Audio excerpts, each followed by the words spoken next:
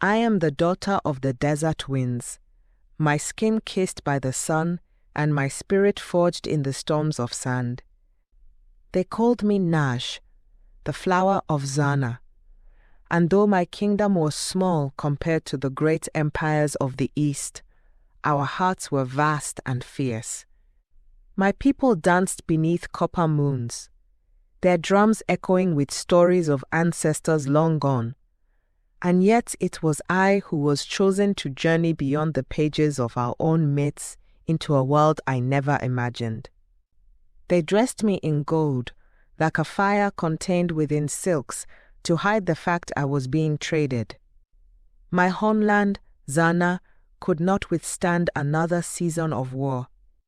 Our warriors were brave, our gods many, but iron and fire from the north had brought even the sand lions to their knees. So my father the decision. Nash, the only daughter of the royal bloodline, would sail east to the empire of Shanyu. I would enter the crown prince's harem not as a bride, but as a pledge, a sacrifice for survival. I left on the 7th day of the harvest moon. The ship that bore me across the eastern sea smelled of salt, oil, and destiny.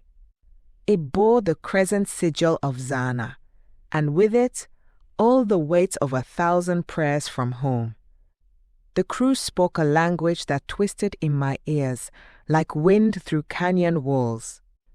The voyage was long, the sea a foreign mirror that refused to reflect the skies I once knew.